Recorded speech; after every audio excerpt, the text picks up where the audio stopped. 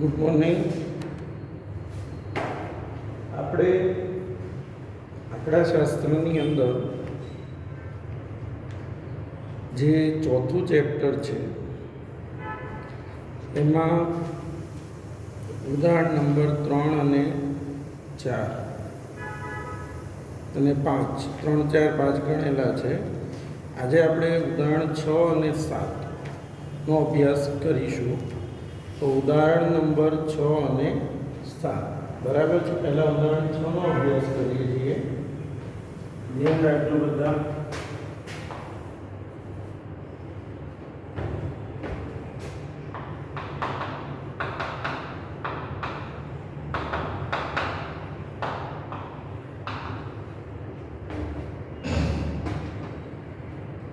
તો ઉદાહરણ 6 ની રકમ, ઉદાહરણ નંબર 6, પેજ નંબર 170. એક કંપનીના માસિક વેચાણની માહિતી નીચેના કોષ્ટકમાં આપેલ છે. સુરેખ વલણના સમીકરણનું આયોજન કરો અને આલેખ વડે દર્શાવો. મેળવેલ સમીકરણનો ઉપયોગ કરીને ઓગસ્ટ માસના વેચાણનું અનુમાન શોધો.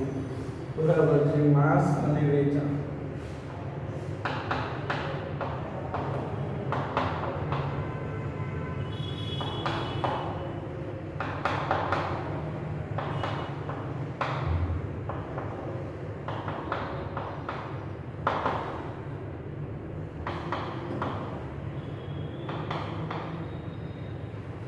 હવે તમને કીધેલું છે માસ જે આપેલું એને શું કહીશું? ટી.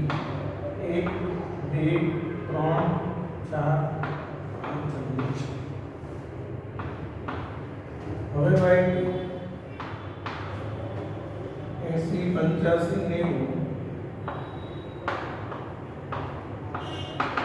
76 82 88.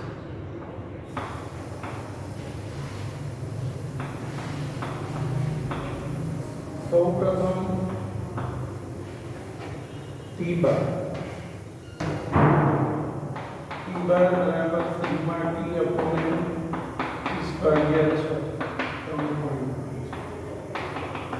સિગ્મા વાય અપોન 501 ભાગ્યા 100. તો એનો ભાગાકાર કેટલો આવે છે? જો 83.5. હવે ટી અને વાય આપેલા એટલે પહેલું ખાનું ટી વાય 80 81 85 તો 170 9 તેરી 270 21 એટલે 304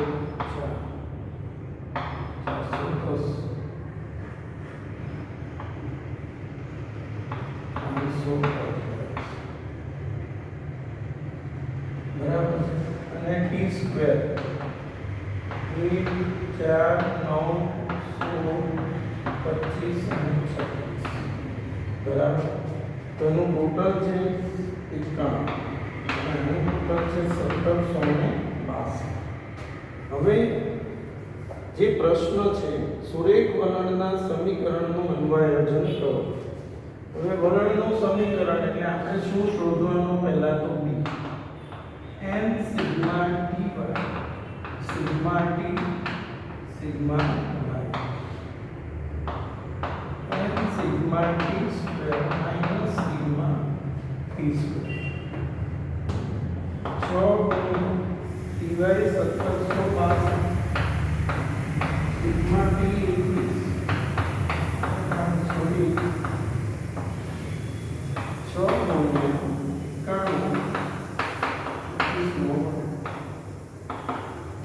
તો 6 ગુણ્યા 1762 એનો જવાબ આવે છે 10592 અને 10554 546 માઈનસ 441. તો 572 માંથી 21 તો 51 છેદમાં 46 માઈનસ 105 ભાગાકાર 51 ભાગ્યા 105 0.49. તમારે કેલ્ક્યુલેટરમાં ભાગાકાર કરવાનો. બરાબર. હવે a બરાબર y બાર માઈનસ dt બાર y ની કિંમત 83.5 0.49 અને ટી બાર 3.5 83.5 49 ગુણ્યા 3.5 1.715 જવાબ આવશે 81.79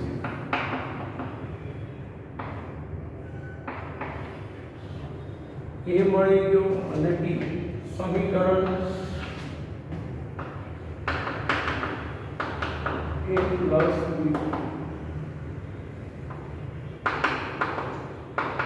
પ્લસ 0.50 t હવે ઓગસ્ટ માસના વેચાણનો તમે સમજો ઓગસ્ટ માસ તો અહીંયા જૂન એ છઠ્ઠો મહિનો છે તો જુલાઈ એટલે 7 નો અને ઓગસ્ટ એટલે 8 નો એટલે ઓગસ્ટ માસના વેચાણનું અનુમાન કરો એટલે ઓગસ્ટ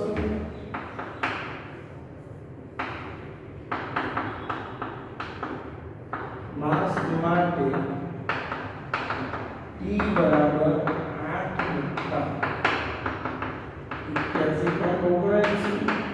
81.79 ગુણ્યા તો 81.79 પ્લસ એનો જે ગુણાકાર છે 3.92 એ 85.78 ટોટલ આમ ઓગસ્ટ માસના વેચાણ 85.71,000 થશે આશરે હવે એમણે જે બીજો પ્રશ્ન કરેલો છે આલેખ વડે દર્શાવે આલેખ આપણે આગળ શીખેલા છે મૂળ શ્રેણી અને જે આપણે માંથી આકૃતિ દોરીએ છીએ એ વલણ બરાબર છે મૂળ શ્રેણી અને વલણ તો અહીંયા આપણે આલેખ દોરતા નથી કારણ કે એનો અભ્યાસ આપણે આગળ કરેલો છે બરાબર છે તો આ હતો ઉદાહરણ નંબર 6 તમારે આલેખ દોરી લેવો એ બરાબર છે હવે આવે છે ઉદાહરણ નંબર 7 તો જો ઉદાહરણ નંબર 7 ની જે રકમ છે તમે સમજો પહેલા આ રકમ બહુ સમજવા જેવી છે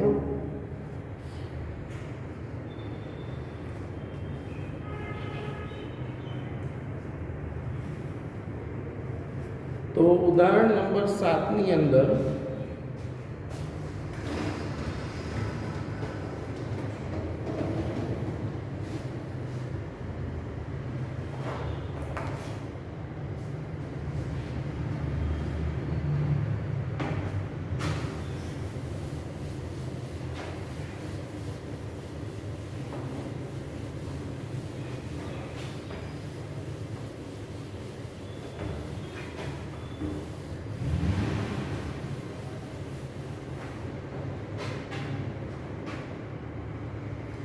જો એક સામયિક શ્રેણી માટે n બરાબર 8 n બરાબર 8 સિગ્મા y 344 અને સિગ્મા t બરાબર 1342 તો વલણનું સુરેખ સમીકરણ મેળવો હવે બેટા વલણનું સુરેખ સમીકરણ શોધવાનું છે આપણી પાસે y અને ty છે આપણે ચાર વસ્તુઓ જોઈએ સિગ્મા ટી જોઈએ સિગ્મા ટી સ્ક્વેર જોઈએ ટીવાય જોઈએ અને બરાબર છે બાય ટી તો આપણી પાસે n ઉપરથી આપણે ટી અને ટી સ્ક્વેર શોધવાનું અહીં n બરાબર 8 છે સિગ્મા ટી બરાબર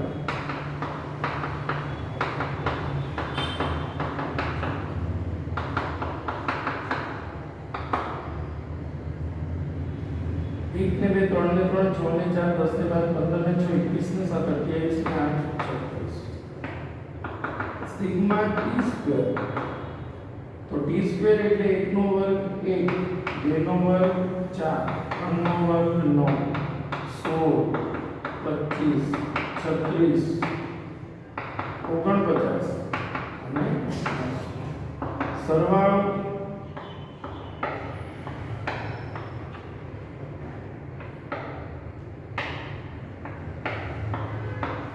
104. હવે t અને t² છે તો પહેલા આપણે બધું શોધી લઈએ. પહેલું t બાર 36 ભાગ્યા 8 બરાબર 344 ભાગ્યા 8 તો 8 ચોક 32 2 વધ્યા 24 8 તરી 24 તો આ આપણને મળી ગયો t બાર અને y બાર. હવે આપણે જે સમીકરણ છે d n sigma dy sigma t sigma n sigma t² minus sigma t². બરાબર છે. તો સમજો બધા હવે n એટલે કેટલી સંખ્યાઓ છે 8. Sigma dy 142 sigma t 36 sigma y 344 છેદમાં 8 ગુણ્યા 204 બરાબર છે. તો 8 ગુણ્યા 142 10 736 36 ગુણ્યા 344 12 માઈનસ 12 તો બાદબાકી માઈનસ 16 છેદમાં 356 માઈનસ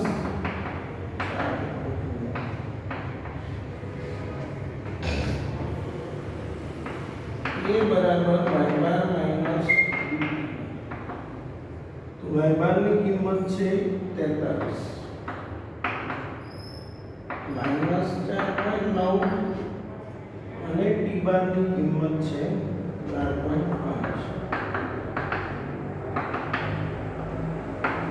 માઈનસ માઈનસ પ્લસ તો એનો જવાબ આવે છે 22.05.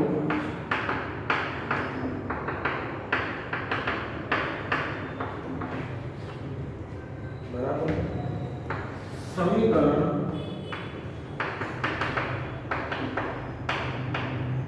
a plus b a ની કિંમત 65.0 b ની કિંમત માઈનસ 4.9 બરાબર છે. કોઈ પ્રશ્ન નથી આમાં. આ સમીકરણ મળી જશે. પ્લસ માઈનસ માઈનસ નથી લેવાના.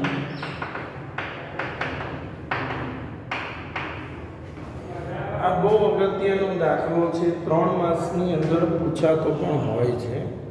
હવે મેં તમને 4.2 જે છે એ તો હોમવર્કમાં આપેલું જ છે.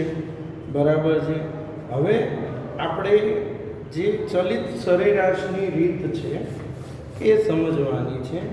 હવે સમજો આપણે ચેપ્ટરની અંદર ચલિત સરેરાશની અંદર 3 પ્રકારની ચલિત સરેરાશ આવે છે. 3 વર્ષની 4 વર્ષની અને 5 વર્ષની ચલિત સરેરાશની રીતની અંદર આપણે 3 વસ્તુ આવે છે. 3 વર્ષ 4 વર્ષ અને 5 વર્ષ.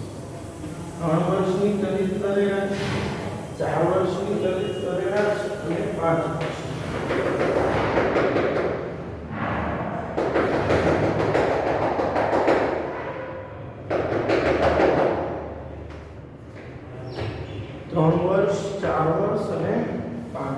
બરાબર છે. તો સૌપ્રથમ આપણે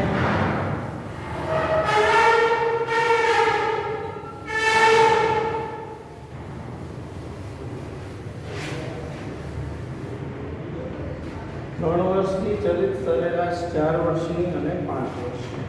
જો પહેલા આપણે ઉદાહરણ નંબર જે 8 છે એ 3 સપ્તાહની ચલિત સરેરાશ.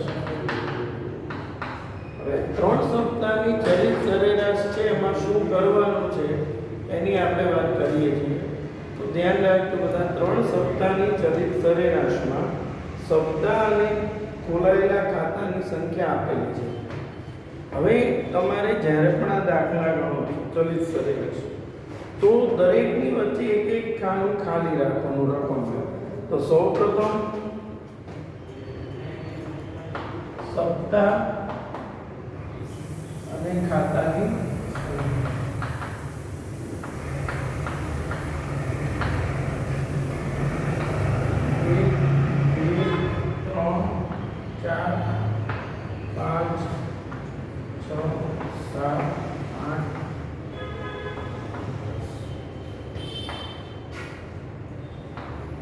छब्बीस 27 26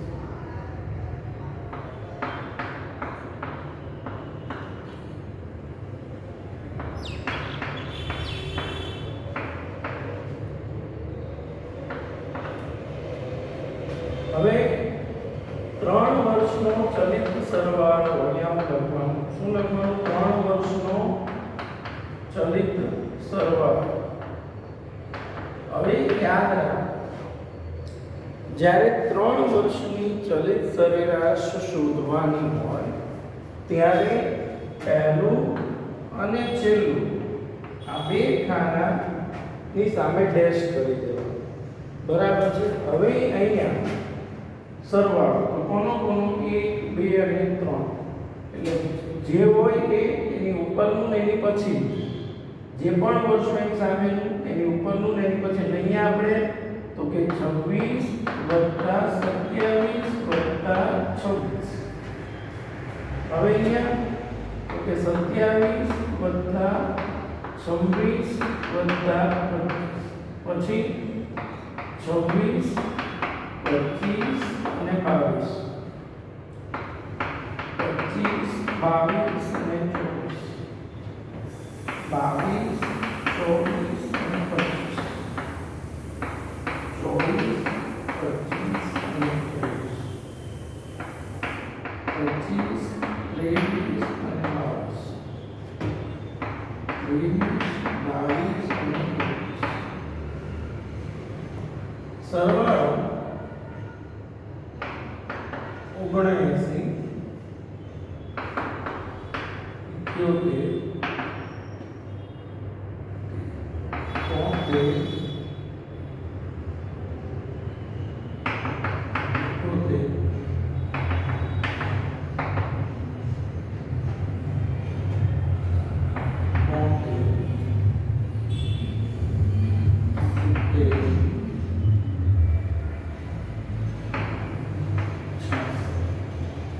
3 વર્ષનો ચલિત સરવાળો. હવે સરવાળો થયો, હવે ભાગ્યા 3 કરવાનો એટલે એને કહેવાય 3 વર્ષની ચલિત સરેરાશ. એટલે 3 વર્ષ નથી, અહીંયા સપ્તાહ છે એટલે તો અહીંયા આપણે સપ્તાહ 3 સપ્તાહની ચલિત સરેરાશ. તો 79 ભાગ્યા 3 78 ભાગ્યા 3 73 ભાગ્યા 3 78 ભાગ્યા 3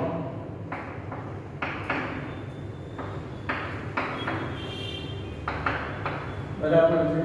26.33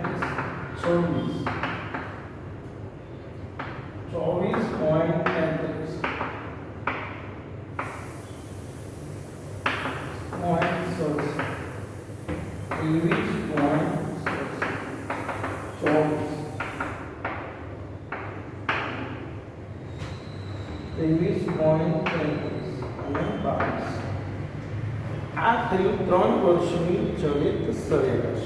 બરાબર છે. જો આપણે આ 3 વર્ષની ચલિત સરેરાશ સમજ્યા, શું કરવાનું બેટા? ફરીવાર એક વસ્તુ સમજવાનું. દરેક જે રકમ એની વચ્ચે એક એક ખાનું છોડી દેવાનું. બધામાં 3 વર્ષ 4 વર્ષ ને 5 વર્ષ. બરાબર છે. કે સરળ પડે છે એટલા માટે. હવે 10 સપ્તાહ હતા, ખાતાની સંખ્યા આપેલી. હવે 3 સપ્તાહનું હોય પહેલું અને છેલ્લું ખાનું ખાતું. હવે બીજાની સામે 1 2 અને 3. જો આનો સરવાળો એમ આ 3 અહીંયા આવશે.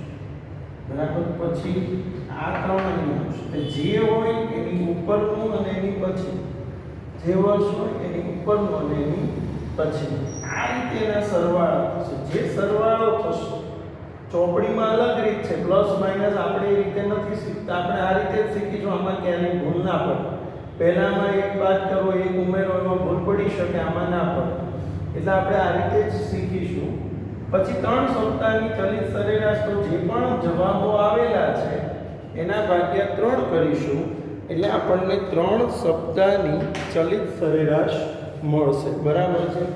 હવે તમારે આપણે જે આટલો અભ્યાસ કર્યો આ ચેપ્ટરમાં, ચોથા ચેપ્ટરમાં, બરાબર છે, એના આધારે જો ખાસ જે આપણું હોમવર્ક છે, બરાબર છે, એ હું તમને કહું છું તો કે હોમવર્કની અંદર દરેક વિદ્યાર્થીએ 4.3ની અંદર પહેલો દાખલો, 4.3માં પહેલો, સેક્શન બીની અંદર, સેક્શન બીમાં સ્વાધ્યાય 4માં 10મો દાખલો, સેક્શન ડીમાં 9મો, 10મો અને 11. બરાબર છે. આટલું હોમવર્ક દરેક વિદ્યાર્થીએ કરવાનું છે. જો રિપીટ કરું છું, 4.3માં પહેલો દાખલો, સેક્શન બીમાં 10મો અને સેક્શન ડીમાં 9, 10 અને 11. આટલા દાખલા તમારે ગણવાના છે. અને જો FE આવડે તો એ પણ ગણી નાખવાનો છે. આવતા લેક્ચરમાં આપણે આગળ 4 વર્ષ અને 5 વર્ષની સરેરાશ શીખીશું અને ત્યારે ચેપ્ટર આપણું આ પૂર્ણ થશે. બરાબર છે. Thank you.